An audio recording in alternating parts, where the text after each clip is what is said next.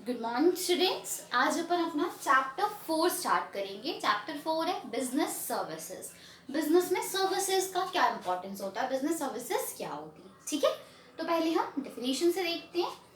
It has already been state that commerce consist trade and auxiliary of trade. हम पिछले chapter में already पढ़ चुके हैं कि कॉमर्स में दो टर्म्स होती हैं, trade and auxiliaries to trade. Trade को हेल्प करने वाली चीजों को हम किस में इंक्लूड करते हैं, ऑक्सिलरीज टू ट्रेड में। These auxiliaries to trade are known as business services। तो ये जो auxiliaries to trade है, इनको हम किस नाम से जानते हैं, business services के नाम से। Example banking, insurance, transport, warehousing, advertisement and communication. पूरे चैप्टर में अब हमें इनको ही पढ़ना है, ठीक है। तो बिजनेस सर्विसेज का नेचर क्या होता है, तो सबसे पहले इंटेंजिबल। इंटेंजिबल मतलब हम इनको टच नहीं कर सकते। सर्विसेज को हम फील कर सकते हैं but they can not be touched, हम उनको टच नहीं कर सकते, ठीक है। इनकंसिस्टेंट मतलब हमारे जो अलग अलग कंज्यूमर्स हैं उनकी डिमांड अलग अलग होगी, तो कोई भी बिजनेस सर्विसेज कंसिस्टेंट नहीं होती। क्या होती है, इनकंसिस्टेंट, डिफरेंट होती हैं। देन इनसेपरेटेबिलिटी, हम इनको सेपरेट नहीं कर सकते। अगर आप सर्विसेज दे रहे हो तो सर्विसेज प्रोवाइडर भी होना चाहिए और सर्विसेज रेंडर भी होना चाहिए। मतलब आप दे रहे हो तो कोई लेने वाला भी होना चाहिए। फॉर एग्जाम्पल एटीएम मशीन है, तो एटीएम मशीन होने की वजह से हमने क्या किया, प्यून का काम तो चला गया या क्लर्क का काम तो खत्म हो गया, उसकी देखभाल करने के लिए कोई जरूरत नहीं है, लेकिन कस्टमर का होना जरूरी है। अगर कस्टमर नहीं होंगे तो एटीएम मशीन से कैश कौन विड्रॉ करेगा। देन इन्वेंट्री लॉस, यहाँ पे हम कोई इकट्ठा सामान नहीं करते हैं, मतलब कोई भी सर्विसेज हम बना के बल्क में नहीं रखते, क्योंकि सर्विसेज तो तुरंत प्रोवाइड की जाती है तो उसमें इन्वेंट्री नहीं होती।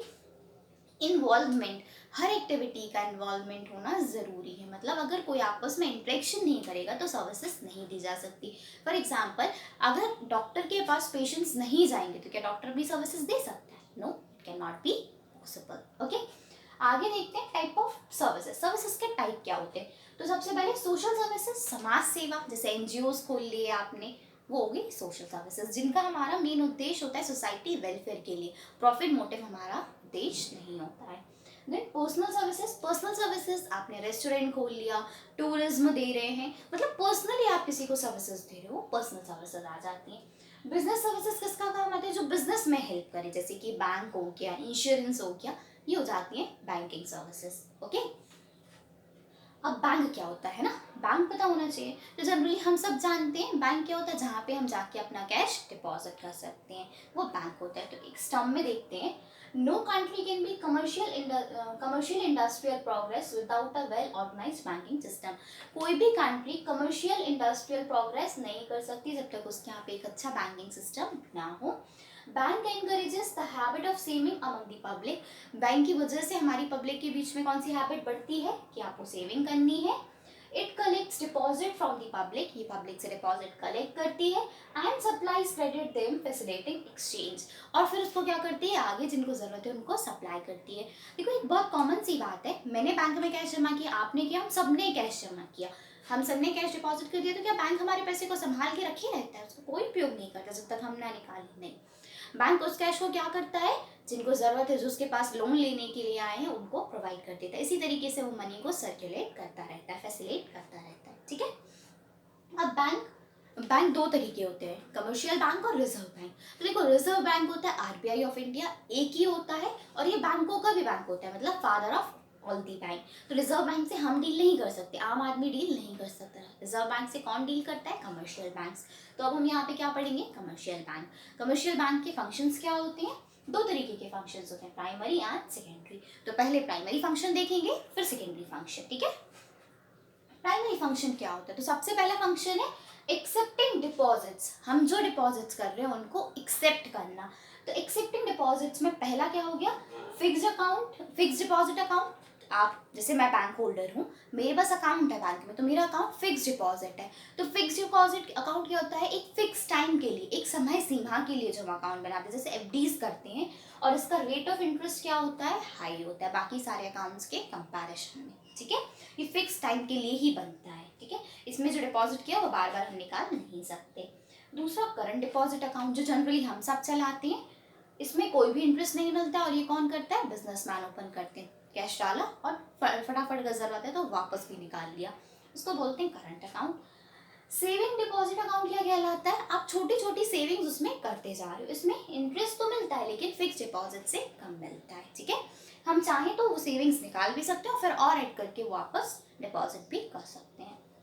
Next one, recurring deposit account.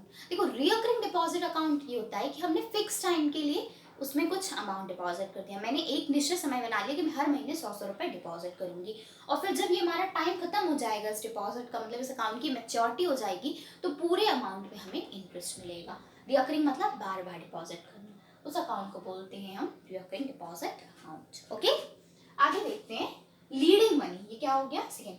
Leading money मतलब क्या होता है?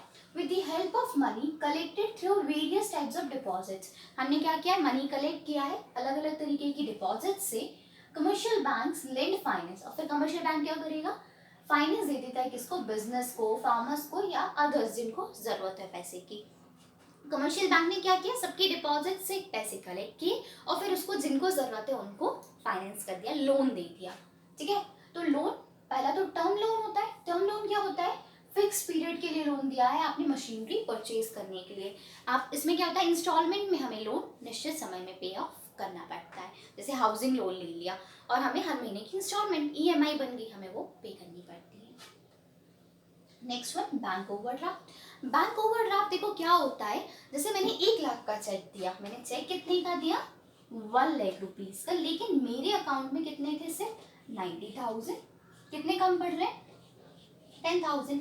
मैं बैंक की बहुत ट्रस्टवर्दी और रेपुटेटेड कस्टमर हूँ, मैंने कभी कोई डिफॉल्ट नहीं किया है और अच्छे खासी रेपुटेशन है मेरी बैंक में। तो बैंक ने मेरा चेक बाउंस ना करके मुझे 10,000 का क्या दे दिया? Bank overdraft. बैंक ओवरड्राफ्ट दे दिया कि चलो 10,000 मैं अपनी तरफ से इसमें मिला के दे रहा हूँ और बाद में इनसे मैं ले लूंगा विद इंटरेस्ट। इसका इंटरेस्ट भी मुझे देना पड़ेगा।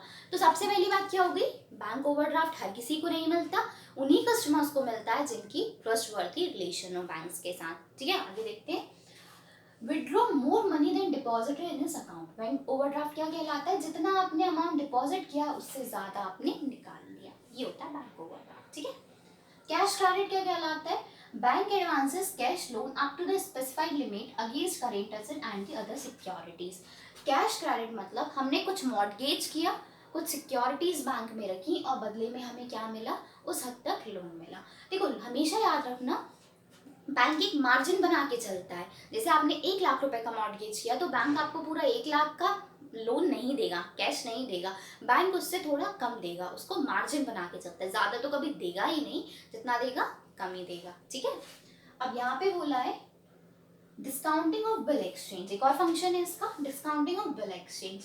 Bank gives money to its customer, bank money किसको देता है? अपने कस्टमर्स को, on the security. Bill of exchange क्या है? एक तरीके का डॉक्यूमेंट है जो सिक्योरिटी की तरह भी लिया जाता है, आगे पढ़ोगे आप लोग।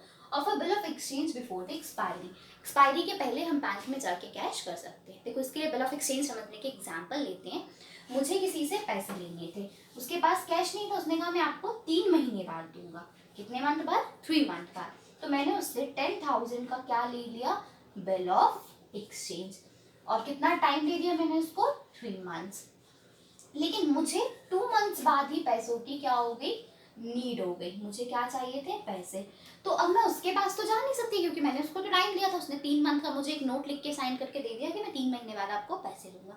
तो मैंने क्या किया? ये बिल ऑफ एक्सचेंज लिया, इसको नोट को ही हम बिल ऑफ एक्सचेंज बोलते हैं, और अपने बैंक के पास गई। मैंने कहा कि ये 1 महीने बाद मैच्योर होने वाला है, ये आप रखो, इसके बदले में मुझे कैश दे दो। तो बिल ऑफ एक्सचेंज मुझे बैंक ने क्या किया? उसको डिस्काउंट कर दिया, लेकिन बैंक मुझे पूरे 10,000 नहीं देगा, हो सकता है बैंक ने मुझे इतने पैसे दे दिए 9,800, 10,000 की जगह पे। बाकी जो उसने 200 बचाए थे वो क्या हो गए? उसके डिस्काउंटिंग चार्ज, बैंक का इंटरेस्ट। मुझे समय से पहले पैसे देने के लिए बैंक का क्या हो गया? वो डिस्काउंटिंग चार्ज। ये होता है discounting of bill exchange, okay. Next function है हमारा सेकेंडरी फंक्शन। सेकेंडरी फंक्शन का फर्स्ट है एजेंट फंक्शन। बैंक क्या करता है? एजेंट की तरह परफॉर्म करता है।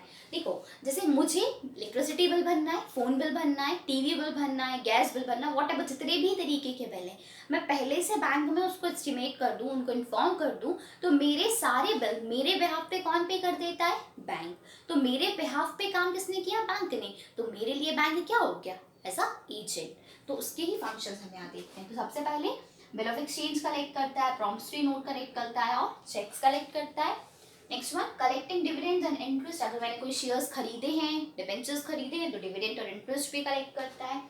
Buying and selling shares and debenture and other securities. आजकल तो शेयर्स भी क्या होते हैं, डीमैट अकाउंट के थ्रू खरीदे बेचे जाते हैं, तो हम वो भी बैंक ही करता है हमारे बिहाफ पे। Payment of interest, insurance premium etcetera. अगर हमने इंश्योरेंस पॉलिसी ली तो डायरेक्ट हमारे बैंक अकाउंट से कट जाती है।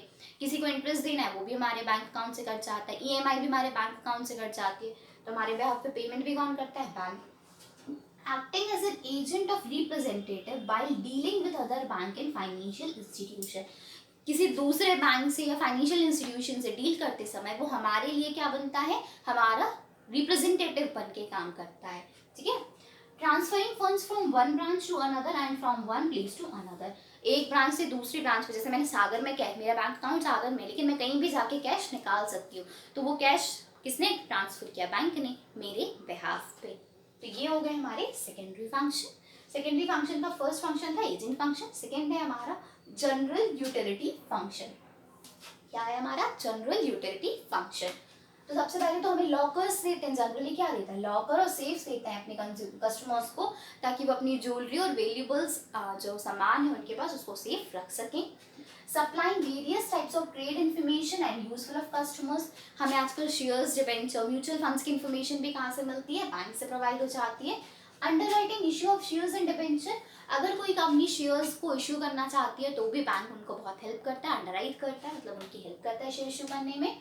Providing foreign exchange to importers and travellers going to abroad. अगर कोई हमारे यहाँ से इंडिया में आ रहा है या हम इंडिया से बाहर जा रहे हैं तो हमें फॉरेन एक्सचेंज भी बैंक के थ्रू ही प्रोवाइड होती है ना, कहीं और नहीं मिलती है। Issuing letter of credit. Letter of credit होता है जैसे मुझे पैसे लेके जाना है, बल्क में बहुत सारा पैसा है तो मैं कैश कैरी नहीं कर सकता, तो बैंक हमें एक लेटर ऑफ क्रेडिट दे देता है। जब हम यहाँ से जहाँ हमें कैश ले जाना है वहाँ पहुँचते हैं तो हम अपनी ब्रांच के बैंक में जाके वो लेटर ऑफ क्रेडिट देते हैं, तो हमें फिर वो कैश मिल जाता है। Pay orders, bank draft, credit cards, travel cheques and etcetera, ये सारी फैसिलिटीज भी क्या होती हैं, हमें मिलती है। ट्रैवलर चेक भी एक इसी तरीके का इंस्ट्रूमेंट है कि मैंने क्या किया, चेक बना लिया और मैं लेके चले गए, अब मुझे जहाँ जाना है तो मैं उस ब्रांच में जाके उसको इनकैश करवा सकती हूँ, वो ट्रैवलर चेक होता है, ठीक है। अब देखते हैं बैंक ड्राफ्ट। बैंक ड्राफ्ट क्या होता है, it is a financial instrument. Bank draft एक फाइनेंशियल इंस्ट्रूमेंट है with the help of which, जिसकी हेल्प से money can be remitted from one place to another, money एक जगह से दूसरी जगह पहुंचाया जा सकता है। Anyone can obtain a bank draft, कोई भी बैंक ड्राफ्ट पा सकता है after depositing the amount in the bank, bank में अमाउंट डिपॉजिट करने के बाद। The bank issues a draft, bank issue करेगा ड्राफ्ट और for the amount in its branch and other place or other banks. The bank issues a draft, bank issue करता है draft को for the amount in its own branch, अपनी amount में, मतलब अपनी ही ब्रांच के अमाउंट में, एट द अदर प्लेस, किसी अदर प्लेस के लिए या अदर बैंक के लिए, ऑन दूस प्लेसेस, वहाँ पे जहाँ पे हमें भेजना है। The pay can present the draft on the drawing, मैं पे हूँ, मुझे जिसको देना है मैं उसको ड्राफ्ट दिखा सकती हूँ, and its place and collect the money, और वो अपनी जगह पे जाके मनी कलेक्ट कर सकता है। Bank charges some commission for issuing bank draft, bank draft issue करने के लिए बैंक कुछ चार्जेस लेता है। एग्जाम्पल लेते हैं, मैं सागर में रहती हूँ, अब मुझे लॉकडाउन चल रहा है तो मुझे यहाँ पे बैंगलोर में फीस भरनी है, तो मैंने क्या किया, बैंक ड्राफ्ट बनवा लिया यहाँ से, और उसको बैंक ड्राफ्ट बनाया, मतलब उनके अकाउंट में बन गया, उनके नाम से उनके एड्रेस पे मैंने बैंक ड्राफ्ट बनवा लिया।